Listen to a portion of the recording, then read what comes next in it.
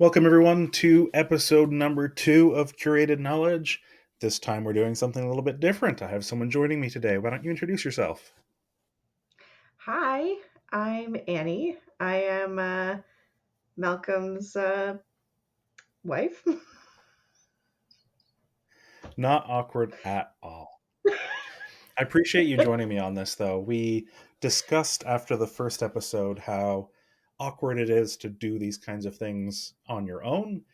Talking to myself in the void is something that I can do, but I definitely don't enjoy it as much as having someone with some energy to bounce off of. So I really appreciate you doing this with me. Thank you. Yeah, I'm glad that I can do this with you, and hopefully it is something that other people enjoy. And if not, then at least we gave it a Yeah, try. exactly.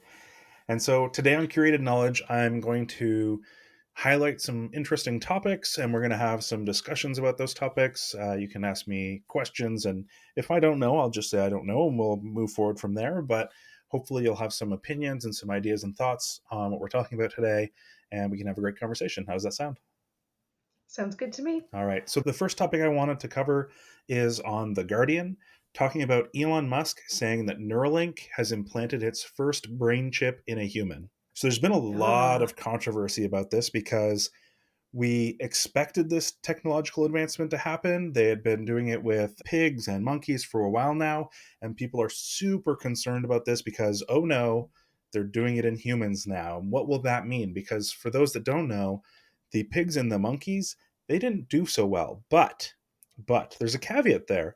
Those monkeys especially were picked because they were already on their way out. They were not healthy, they were not doing well, they didn't have a chance at a long life, and they didn't Neuralink didn't want to pick perfectly healthy specimens because they didn't want to necessarily cause them to die through this process. okay, but then they're putting them in people, and are they putting them in people expecting the people to die? Yeah, I think that actually is the case. I think that the people that they've selected for this first round of testing are people that have other negative health indications where they are not necessarily going to have long term survivability.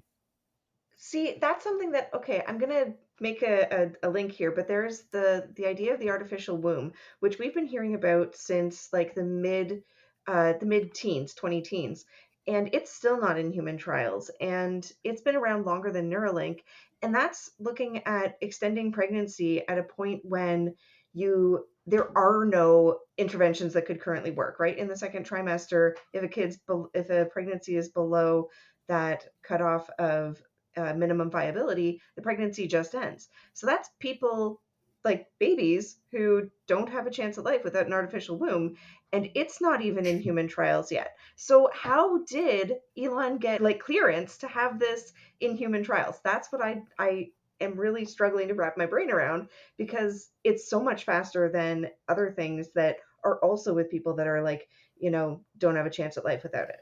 Yeah, I think there's a couple different factors there. I think the first thing is that from a political perspective, a sick person passing away is much easier for our society to swallow than a someone messing up with a fetus or a potential child and having them not survive because of a mistake that some scientist made. So I think there's that aspect, and I think secondarily, Neuralink has a lot of supporters because it doesn't just solve one issue. It potentially solves a bunch of different issues. You have people who are locked into their bodies, unable to communicate, and yet they're still able to have conscious thought and think about things, and they're stuck in this body that's not working for them. Or paraplegic, quadriplegic people who are unable to move certain parts of their body or have other issues that stop them from being able to kind of interact effectively with the world, people who have had accidents and broken their spines. The list just goes on and on and on about how this technology could be used. And I think Mhm. because of that, there's a lot of support for moving this quickly, and especially Mhm. because they're trying to minimize breaking things, so to speak. Like, there's a saying in software development: move fast and break things.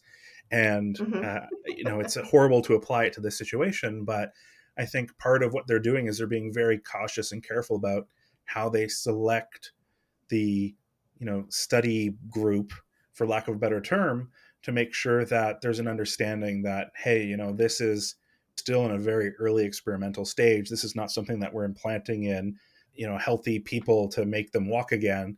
This is us proving that this technology doesn't cause like secondary infections, or that we can even Hmm. read the activity of neurons in the brain before we kind of go to those next steps. And I think one of the Yeah. problems with a lot of technologies is there doesn't seem to be like societally acceptable mid steps when it comes to experimenting on people. Hmm. And I guess one of the things that Neuralink has going for it that things like the artificial womb doesn't is that the people that get the Neuralink, they can do informed consent and be like, I understand the risks involved with this, and an unborn baby can't really say, I understand the risks involved in this, even if their parents can. And that's the same for anything in that field, isn't it? Like we have a really hard Hmm. time with the morality of interjecting our will on someone that does not have a voice to provide, their feedback or consent. So Absolutely, yeah. it's really rough. I am happy though to see this technology moving forward. Another area that it can be useful for is potentially like curing blindness, Hmm. improving the ability for older people to hear. They're talking about the ability Ooh, to reduce neurological difficulties as you age, especially. There's a whole bunch of things here. I remember hearing at one point they were saying, something along the lines of there are very few people in the world that could not benefit from this technology, which I was okay. like, what do they mean by that? How would that work? But they're talking about the ability to help people with depression, with PTSD, with other emotional regulation issues as well with this. So it's not just allowing people to walk or see; it's helping them in a bunch of different ways. So this is a very I versatile piece of technology. I get that, but I also like have a little bit of skepticism on that because of things like, there are antidepressants that we don't even know how they work, what their mechanism of action is, and the fact that, you can give a whole bunch of people the same SSRI and it's going to affect them differently. So how can they say for sure how this would affect things like depression and PTSD when we're not even fully aware of how those things actually present in different Yeah, I people. would say the caveat would be that nothing that Neuralink is doing is for sure at this point, right? I mean, they've just gotten to the point where they can, they say that they're receiving neuron spike detection with Neuralink. So, they're certainly not uploading their brains to the computers, or like, jumping over issues with their spinal columns or adjusting their brain chemistry anytime soon. Yeah. One of the I would love your feedback on this part. There was an interesting Reddit thread that was talking about how as a capitalist society we aren't ready for this technology. It's another technology that we aren't ready for because we will want like companies will want to profit off of this. And what does that mean when you Yeah. integrate a piece of technology into your body and now someone wants to profit off of this? Could they be like injecting ads into your dreams? Could they be like, oh, sorry, Ooh. you didn't subscribe to our service this month, you can no longer walk today? Like what does Oh, this look like in terms of like a capitalist integration with this technology? I didn't even think that when you said that. I was thinking like, yeah, it's another one of those the haves get and the have-nots don't, right? Like that it would create this even bigger divide between people who can afford to get the Neuralink versus people who can't, right? Just because you're, not born with a silver spoon in your mouth. But you're going so far as being like ads in your dreams and subscription service for walking, and that is so dystopian and it hurts my brain. Yeah. Oh, Yeah.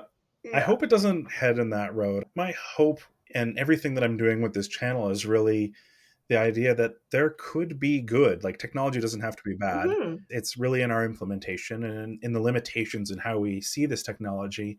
And my hope is that through aggressive competition, we will see the people that need this technology be able to access it. It's Mhm. taken a while for like good prosthetics to reach the average person, and we're still not completely Yeah. there. But we're seeing as microprocessors and these little motors and programmable And 3D controllers printing. and 3D printing, all of these costs for being able to create this is getting lower and lower and allowing more and more people to have Mhm. it. So if we can have an innovation curve that looks right for this technology, I do hope and feel like a lot of people could be helped by it. It would be nice to see a lot of people helped by it. And I think it is like that's one of the things that I love about your channel is that you are looking at the positive side of it instead of just looking at the dystopian. And in our world right now, we really do need that hope because, it's a lot easier to find the bad news than it is to find the good. Even in this conversation, we've been talking about Neuralink, and I've been looking at like we've both kind of seen the negative side of it as well as the positive, right? But like to shift our focus onto the positive and the hopefulness is really something that we as a society need to do. Yeah, and if we're thinking about the opportunity that this kind of technology allows us, you can't help but also think about artificial intelligence and how it Mm. is, a growing tool that exists in our world Mhm. that has been evolving very quickly over the last 2 years, especially. And I just read an article on Spokio, which is a website I've never heard of before, but they've Yeah, me they've done neither. a research of over 1,000 different respondents in active workplaces and asked them some very simple questions about how they feel AI will impact their jobs going forward. And the Uh-huh. most interesting statistic from my perspective is two-thirds believe AI could do their job. And so I'd love to hear your thoughts on that. I mean, if you're willing, a little bit about the kinds of work you've done. You don't have to go into specifics, but you're on the side of working very human to human, like singularly. Yes. And I think Yeah. that, you have this feeling that AI wouldn't necessarily impact your job anytime soon. And I'd love to hear why you think Yeah. that. Yeah, so in my job, I do work with people and it's about building rapport and connection with people. And I think that that's something that computers can't do. AI is getting closer and we watched the movie Her way back and even when I like there are times when I go in and have a random conversation with our OK Google machine and it doesn't give me the responses that I want. I'm like, "Oh, it would be nice if eventually I'm like, "Hey, tell me about your day," and Google makes something up or something." But I think that when it comes down to empathy and really understanding the human condition, that AI can get close and approximate it, but can't actually reach it. AI is not going to know what it feels like to be a human. And so, jobs where you really need to connect on that human level, I don't think it's going to be replacing anytime soon.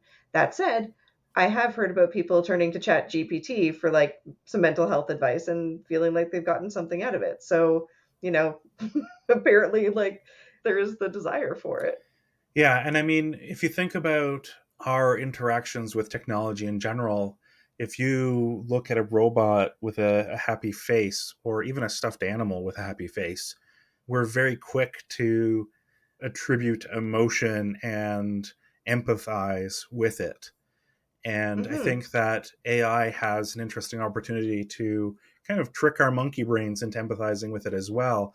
And Yeah. circling back to the job prospect piece, I think that while AI can and probably should do a lot of jobs, I think, I've made my opinion very clear that we're coming to this technology before we're ready as a culture and as a Absolutely. society.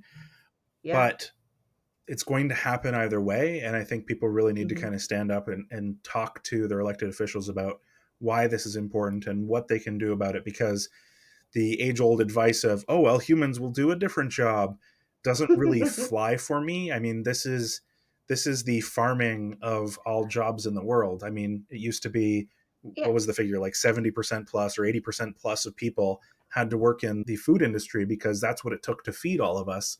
And now it's something around the neighborhood of 1 or 2%.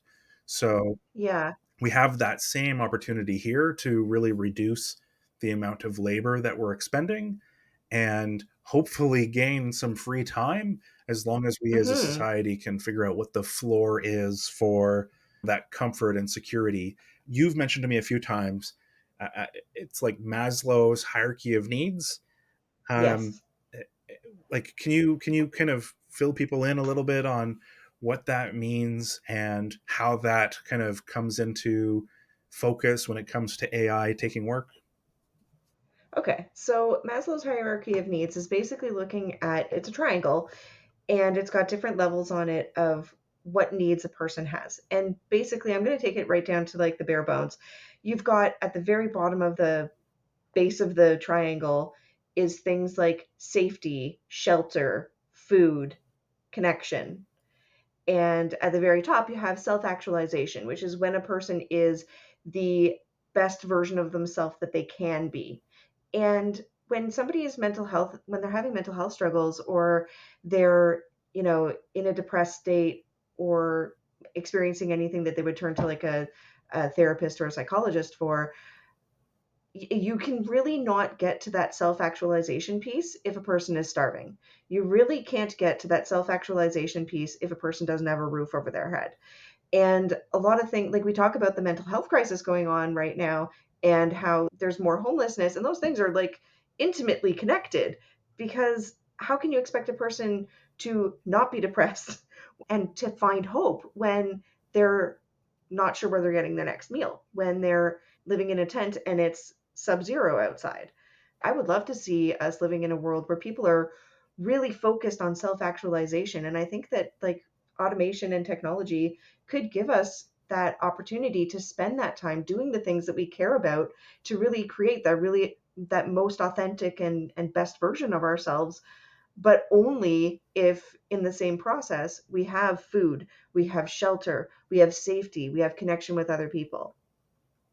I like that. I think that's so important, and we need to, as a society, make sure that everyone has as many of those needs met as possible. We have the technology to do that, and I think it's ridiculous that we try to concentrate the haves into a fewer and fewer number of people. And I know that's how capitalism is Hmm. designed. Don't get me wrong. Like, and I'm not saying we have to like burn the whole system down and start again, but I think this is a reminder that government is supposed to be the control system or control spigot of unfettered capitalism to make sure that the majority of us are not left behind. So Hmm. super important stuff. Circling back around though to AI and therapy, a Hmm. article on The Verge talks about a new application called Tomo, a wellness and meditation app with an AI generated avatar guiding users through different types of meditations. It actually had the author Hmm. wondering if they could ever open up with an AI like they can with a real therapist. And it's super interesting because in Tomo, this guide that you get through these sessions is an avatar, like a human looking avatar that is being controlled by an underlying AI, more advanced than some of the silly ones that we used to see in the early 2000s throughout just a couple of years ago. This is Hmm. something that really truly understands context and can have a personalized memory of you as a person and your interests and your experiences, and Uh-huh. build these quasi therapeutic rapport. I mean, specifically it's for guided meditation, but Hmm. the author of this article definitely wonders what happens when this technology continues to expand and you can have not only just a very simple conversation about how overwhelming your day is, and walk through that process of identifying what's causing that feeling of being overwhelmed and walking through that meditative exploration, but actually like providing some real psychologically sound techniques to help people through the difficulties they're experiencing. And they say that they built this with the support of clinical psychologists from UC Berkeley. Okay. They, tried to work through a mindfulness practice that combines Eastern and Western knowledge and information. And so I'd be Okay. curious on your thought about that. Um, yeah, okay. So like for meditation and things like that, I think that meditation apps are a great idea. And having something that has that connection, I think that it might, okay, how do I put this? I don't know the ethics of opening up to a AI system as compared to a real human being. Okay, because there's nuance and there's context that an AI could approximate, but as I said, like they will never understand the human condition from from being a human, right? They just can't, right? Like I cannot understand what it's like to be a dog because I'm not a dog. I can imagine and approximate like maybe that's what it feels like to be a dog, but I'm not going to know, Yep. right? And an AI isn't going to know what it feels like to be a person. But I'm also thinking about people who have such crippling anxieties where the idea of talking to a person is just Hmm. unfathomable.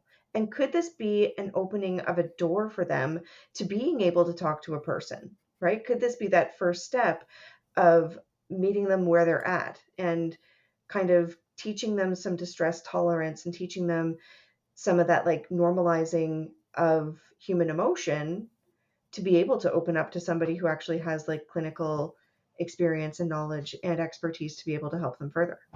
What would it take for you and like the mental health industry to be I can't speak on behalf of the okay? mental health industry. Fine. Specifically for you, what would it take for an Okay. application like this to kind of get your stamp or seal of approval? Would it need some sort of ability to do like, a clinical review with a real psychologist or psychiatrist? Would it need, very specific limitations about the topics that it could cover? What would it take? That's a really interesting question because there's things that we have in place as humans, right? Like in in counseling and things like that, counselors, they have clinical supervision. They have somebody that they talk to about cases and clients and like figuring out, am I doing this in the most ethical way for this person, right? Looking at the full context and everything. And there's ways that you disguise a client when you're doing clinical supervision so that you're not accidentally breaching that person's confidentiality, Mm-hmm. right? So you're talking about like these broad strokes of this person, changing some of the specifics so that the person that you're talking to can understand the case and understand the context, but not understand who that person is, right? So they can't go, oh, yeah, they're talking about Joe. I know Joe, right? They Instead, it's like, okay, I'm talking about Susie, and you don't know who Susie is, right? So, could the AI be able to engage in clinical supervision where they hide details that could identify the client while still getting the meat and potatoes of what the concern is to make sure that they're helping that client in a ethical way and get the supervision that they need in a way that protects privacy? Right. Now, you're making some assumptions there about you're trying to replicate what we have in existence Yeah, today. yeah. And I would say, do we truly have privacy in anything anymore? And thus, in these kinds of situations where there's an opportunity to help someone, where there's an opportunity to, make sure that they are provided with advice and information that's valuable to them instead of, making critical mistakes at an important time in their life, don't we put some of that privacy on hold so that we can make sure that they're well taken care of? I I don't know how to answer that question, okay? Because like when you're if I'm thinking about this from a mental health perspective, people in mental health work are bound by Hmm. ethics that protect the privacy of the person, right? You go in to speak with a counselor and they tell you about confidentiality and the limits to Right. confidentiality, right? And yes, there are limits to confidentiality, right? If a person goes into their counselor and they say, I am going to leave here today and I'm going to go beat up my ex because I'm really ticked off at them. The therapist has to take that seriously, right? And has a duty to report that.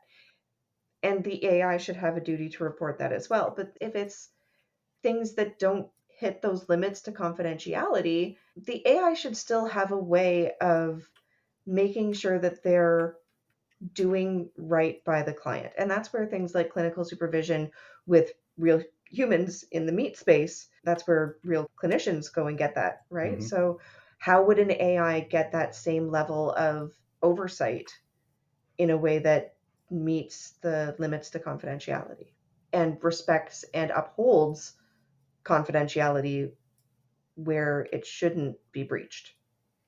It's an interesting question.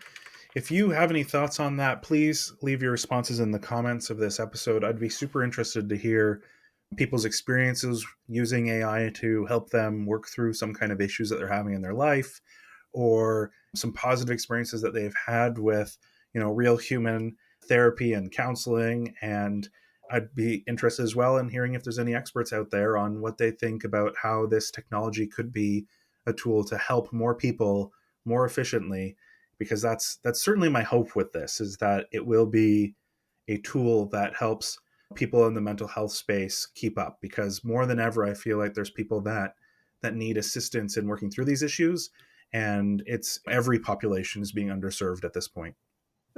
Absolutely. And I think that I think there may be a place for AI in mental health support.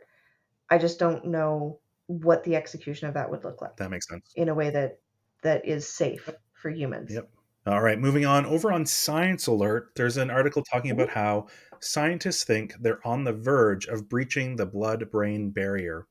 So, for those that don't know, almost all drugs that exist, something along the lines of, well, all large molecule drugs and more than 98% of small molecule drugs in the human bloodstream are unable to enter the central nervous system because of a locked gate known as the blood brain barrier.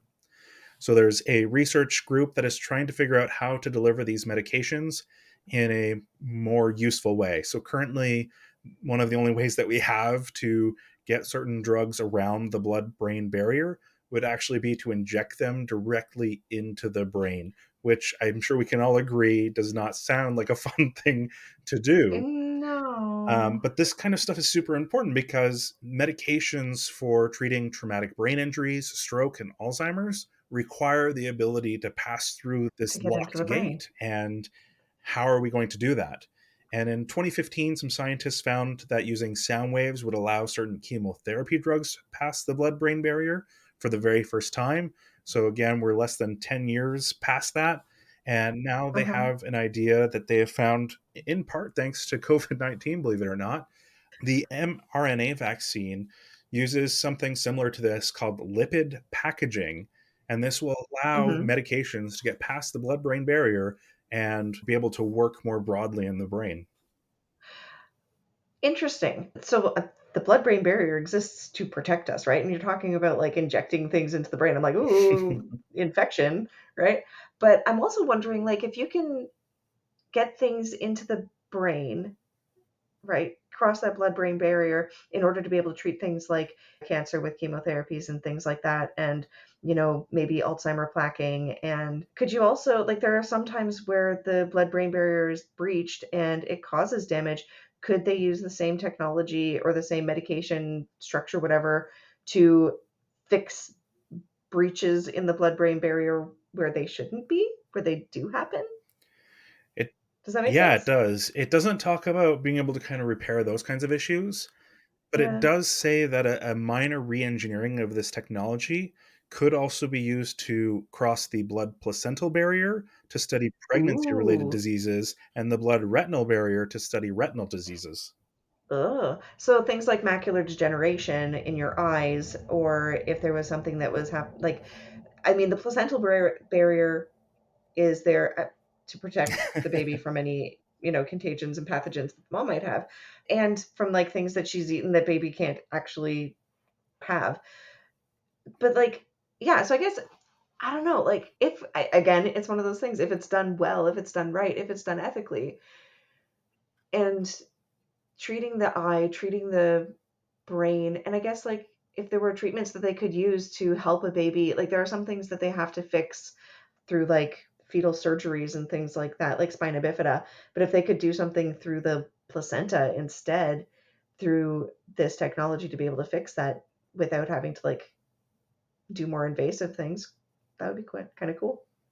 Yeah, we're I in a don't know. really interesting time for this kind of technology, and I'm super interested from an mRNA perspective. I think that as a secondary technology with this is also super impactful and important. So I mean, a lot of this stuff reads way over my head, other than to say, hmm ooh, this seems like it could be interesting and exciting. I mean, we're still right now for this technology that I'm talking about today, we're still at the laboratory mice phase.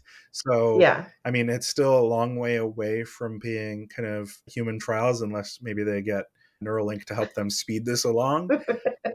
Maybe. but Yeah. but I think that this is one of those technologies that might never see the light of day. We've had many of Mhm. those, unfortunately, that just It might go like shark teeth. yeah. I'm super worried about that because we need more solutions to these kinds of issues.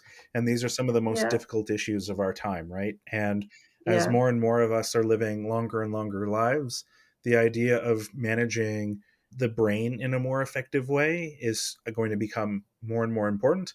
And eyesight as well, and with lower fertility rates, protecting pregnancies is gonna become more and more front of people's minds as well, but, like, yeah, we're at a really interesting time. And I mentioned the shark teeth. What that goes back to is there's been talk forever about, like, not forever, but at least since the 90s, about having people get injections to help them grow teeth, to replace teeth that are damaged or infected or that need to be removed, instead of people having to go through surgeries to get like crowns and implants put in place. Just grow a whole new tooth instead.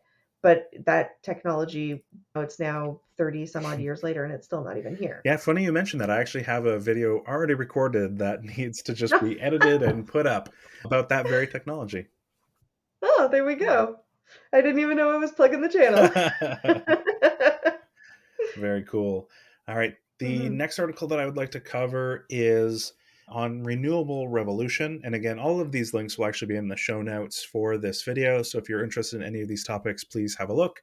This is a article that talks about the growing demand for batteries and how it okay. is growing exponentially. And it's being driven Mhm, by a domino effect of adoption. And we're in a really interesting time for batteries, right? So battery costs keep going down and quality mhm, keeps going up, and more mhm. types of things are using batteries to supplement and support renewable energy goals, and battery energy density keeps rising, which means that Mhm. lighter and lighter batteries can be put in vehicles, extending their range even further. Yeah, that's necessary for sure. One of the most interesting parts of this is that there's this idea or theory of S curves in technology. And so something will plod along for a little bit, and then it will have an exponential growth curve, and then it'll reach maturity and kind of level out. And then Mhm. potentially it will then have another giant innovation and reach another exponential curve. And the Okay. data that we're seeing in this article talks about how we are actually hitting an S curve like trajectory of this giant jump in terms of basically every good thing about batteries. So, like, how many Okay. we're being able to manufacture, the quality of the batteries, the longevity of the batteries, the energy capacity of the batteries, all of these things are seeing these huge, giant, like rocket ship growths. And Mhm. I personally feel like this is a good thing for our society. I mean, this will hopefully enable us to phase out fossil fuels a little bit faster, but Yeah. it does come with the downside of batteries, unfortunately, still require a lot of energy, effort, and materials to make. And these materials Mhm. are not necessarily the best materials for mining on the planet. And so I'd love to Yeah. hear your thoughts on that balance. Well, my first thought that comes to mind is that idea of the circular, what's it called? The circular Hmm. economy. Can we take the batteries that we currently have and break them down to their components and reuse them in creating these new batteries? I have done some looking into that, and the answer is sometimes. Oh, I mean, that's not the response I yeah, wanted. I mean, here's the problem with all of that kind of circular economy stuff, and I've kind of hinted at this before, but I think this is a great time to bring this up. I'm a huge believer in the idea that a massive amount of cheap renewable energy is completely needed for our society to be able to Mhm. survive the next 100 years. Yeah. Because if recycling batteries requires coal or gas or natural gas to be burned to be able to have energy to recycle those batteries, then in my Then opinion, that's a it's net negative. yeah, I agree. And, we also live in a time where if the energy cost to recycle something is higher than the cost to make it fresh, oftentimes it's Then we're just, just gonna make it yeah, they're fresh. going to throw it in a landfill and cover their ears and pretend they don't know about it. Mhm. So Yeah. that's the hard part. Yeah, and that's Oh, okay, maybe it's like a thing that gets better with time, right? Like as we get the new battery technology and there's more energy availability through that, then recycling the old batteries gets easier and more cost effective, and we don't need to take more of the materials out of the planet in order to keep the system going. Maybe? Maybe. I mean, there also is the opportunity, and this isn't in the article, but I do know that there are some large scale battery implementations that are using used batteries that are no longer good for their initial purpose. So you as a electric car driver might not be super happy if your car loses 10% of its range, but that still means it's Mhm. 90% a good battery, and if it can be cheaply installed in one of those large battery installations connected to some solar power to kind of even out that, there's that opportunity for a second life for a lot of this technology. Mhm. So not necessarily the recycling side of it, but the reusing and kind of prolonging the life of things Yeah, for sure. in the meantime. Yeah. Yeah. And honestly, that leads perfectly into our second last topic, which is the biggest solar plus storage project. So battery storage supported solar project in the US just came online not too long Hmm. ago, and it's in California. It has Okay, nearly that makes 2 sense. million solar panels and more than 120,000 batteries. Wow. That's huge. It really is. That's So the project actually stretches across 4,600 acres of land. that is such a large number that I don't think I can actually like picture that in my mind. Me neither. It's pretty Yeah. unfathomable to think about from that perspective. I didn't know that they had, I don't really understand how much free and available land that they have to do solar power, but Yeah. I love the fact. I was actually wondering about like what's the real estate of that? How cheap is land out there? How much did that cost? Because like I mean, it's $1 million for a postage stamp in Ontario. So Mhm, mhm. yeah. Yeah, they got 1.9 million panels from for solar and Uh-huh. 120,720 batteries from LG Chem, Samsung, and BYD. And if Okay. BYD kind of tickles your brain a little bit, it's because they're, That's the Chinese company, right? yeah, With the electric vehicles, the correct. low-end electric vehicles. Yeah, yeah. Yeah. So interesting that their batteries are being used for this kind of grid tied installation as well. Interesting that their batteries are being used in California Hmm. in the States and Tesla batteries or solar, what is it? Solar City, that's the company? Tesla's No, company for no, solar? they're now No? just Tesla. Just Tesla now. Okay, cool. And Tesla battery or solar panels aren't being used in California in this giant installation, but BYDs are. Both car companies, both electric vehicle companies, one's American, one's Chinese. Yeah, I don't know what to say about that. Uh, I don't either, just point it yeah, out. fair, fair. So this project has a generating capacity of 875 megawatts from solar and can store 3,287 megawatt hours energy storage. The article doesn't really give some information like comparing that to other types of power systems, and it doesn't talk about the inexpensive or the expense of this project, but I can say that from research and other articles that I've seen, currently, even in North America, solar is now the cheapest energy generation system that we can create for our planet. And this is the same when it comes to installing it pretty much anywhere in the world. Maybe not necessarily up in the Arctic. I mean, they don't necessarily get the most sun there, but but Wow. but the Wow. fact that For part of the year they yeah, do. but the fact that this technology can now be cheaper to install than natural gas, than Yeah. coal, than regular oil power plants. I mean, this is a great time for solar. Yeah. And that's awesome. The downside of solar is that, when the sun's not out, solar's not working. But it's not taking carbon and throwing it up into our atmosphere. It's not creating more problems for us to try and fix. It's not adding to global warming. And it could be, with batteries that can hold the energy for when the sun's not shining and supplementing with other green technologies for power generation, like wind or geothermal or hydroelectric.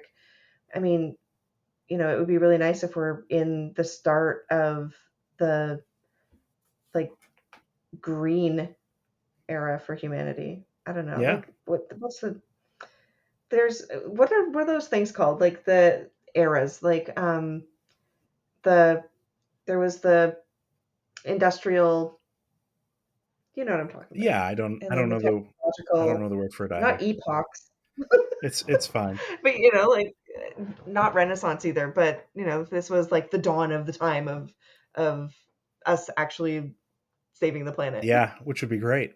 So, one of the interesting things about pretty much all power plants is that different companies typically become customers to that power plant, right? So, you can have an engineering and development company build the power plant, and then, like, someone like Pacific Gas and Electric will buy a certain percentage of the power from it. And I want to read you some of the main off takers of this specific project, and just let me know if any of them stand out to you. So Okay. there was Pacific Gas and Electric, Southern Hmm. California Edison, the city of San Jose, the Clean Power Alliance, and Starbucks. And And Starbucks. Starbucks. All right. Cool. Yeah, Cool. so they've decided to like buy a specific amount of power for their stores, Ah, and I think that's a super interesting idea. I mean, we're yeah. always talking about how corporations need to support green projects, and Hmm. I don't necessarily think that they're going to create a whole bunch of advertising around the fact that they are buying power from this solar power plant. They might, but like they're not one of those brands that I see running around trying to greenwash everything as much as some of the other ones that are out there. No, that's true. But I think that there is probably some marketability in that. Starbucks, they go through their phases, right? Where they're like this company that everybody loves and then this company that everybody hates. And, they have gotten rid of the plastic straws in favor of the sippy cup lids. And like they do occasionally do things where they talk about like how to have like fair and equitable coffee trade, right? This might be something that they use to be like, hey guys, we're your friendly neighborhood Starbucks. We're trying to save the planet just like all you guys want us to. Yeah, it's true. Hmm. All right. And our last topic for today is on tech.eu, which is talking about how various European startups are paving the way for a low carbon, low waste future for concrete. Oh, okay. So, concrete is the most widely used manufacturing material on Earth. Yeah. And that process means that through creating all of this concrete, we're actually creating a whole bunch of carbon dioxide emissions. Hmm. They estimate it to be around 7% of global CO2 emissions comes from concrete. And the article Yeah. puts this in a really interesting way. It says if concrete were measured as a country, it would be the world's third biggest CO2 polluter, just behind China and the US. Wow. Okay. So the article goes through different technologies that are being developed in Europe, in Hmm. Finland, UK, Switzerland, Germany, another company in Germany, and the UK. Okay. And don't forget about Ireland. And Okay. they all are basically focused on reducing the amount of carbon generated by concrete through various different new technologies, such as nanomaterials and different material science to make it more eco friendly. I think one of the interesting ones that I wanted to talk to you about today is a company called Cloud Cycle in the UK. And they are actually focused on extending the ability to work with concrete and reducing the waste of concrete. So apparently, Okay. concrete has a usable life of about 1.5 hours, and around 5% of all cement is wasted.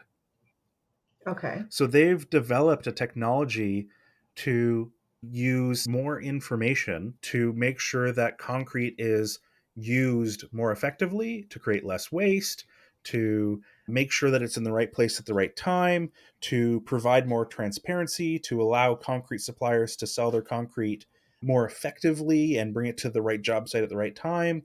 And Hmm. I love the idea of using data and potentially AI, to reduce the Hmm. wastage of a product that contributes so much to the CO2 in our atmosphere. Yeah. I think that like being more intentional in how we use things like concrete, right? Like knowing, okay, this is how much we're actually going to need to do this project. This is how much we need to bring with us, and we're not going to bring any more than that. You know, that's one of the things that I'm going to go off topic a little bit here and talk about like prefab homing or prefab house building is that when you're doing it in a warehouse and you've got all of the pieces that go into the house in that place, you're not wasting as much by bringing, too long timber to the site and having to cut it off. You're not wasting nails and screws and everything like that. And so I think figuring out how to use these technologies, we need more houses, we need more buildings. Like this is a problem in the world. As I mentioned before with Maslow's hierarchy, we need to have safety and roofs over our heads. So it's not like we can just be like, hey, we're just not going to make concrete anymore. So being able to be more intentional with it and find ways of not wasting it is huge. Yeah, and I think, we grew up in the whole 3 Rs, right? The reduce, reuse, recycle, and I feel like our Yeah. society has really focused on the recycle aspect, which if you do some research into that, you'll realize that is the one we were supposed to do last. Like, the goal of Yes. that campaign was, "Hey, Reduce first, reduce, and if that doesn't work, find a way to then reuse, and if that reuse, doesn't work, then recycle." then recycle. And so Yeah. we've been completely doing that backwards. And I Backwards. think as Yeah. a society, it's time for us to kind of re educate the population on those 3 Rs. Hmm. Yeah, absolutely. And, do things with intentionality, right? Be really intentional in what we're doing, in what we're purchasing, in what we're talking about. The future is unfolding for us, and we get to choose what it looks like. And I know that, like, growing up when we did back in the 80s and 90s, there was this sense of responsibility on us, even in the TV shows that were on the TV for us, right? Like the Captain Planet and Sun Tots and all sorts of things. We're talking about how it's our responsibility to close the loop, right? To save the planet. And then we get to this place where we're adults now and the planet isn't being saved, and we're using our reusable bags and going to the grocery store and getting everything that's wrapped in plastic because there's not an alternative for us to use, and we're getting our paper straws which suck, and the planet is still like legit burning around Hmm. us. And so, what can we do? And part of it is having conversations and raising awareness and choosing what we focus on. Because if all you're looking at is the parts that are on fire, it's going to seem like there's nothing left to save. So, you got to look at the parts that aren't on fire and the parts that there is hope in, and the fact that we can close the loop, we can have these conversations and hopefully work towards a future that is better than the one that we were handed. Yeah, and I think if hearing what Annie has said makes you feel like, well, what am I supposed to do? What action can I truly take? My Hmm. recommendation is always to consistently and to constantly reach out to your elected officials, whether you voted for them or not. They're your elected Hmm. officials, and they should know your frustrations, your concerns, the things that you want to see from them, because that's supposed to be their job. Their job is not to just sit in office and collect a paycheck. Yeah. And I think that far too many people ignore that part of the responsibility that we have in terms of having a democracy. We need to give them that constant feedback, because I remember hearing at one point that currently, or at that time, an email was the equivalent of like receiving 20 or 50 emails, and a letter or a phone call was like the equivalent of receiving like 100 letters or 100 phone calls. So make sure you speak up about what you want the world to be like. Don't just read and talk Hmm. about it, but also share it, and try to make sure you not necessarily hold people accountable, but you ask them what they're going to do about these things. Yeah. And that's part of having a democracy is that you can create change by using your voice, that we don't have to storm the Capitol. We don't have to have an uprising. We can use our voice and use power of our emails and phone calls and things like that to create change. And there's things that we've seen even in terms of the government going back on taking away part of the green belt here in Ontario.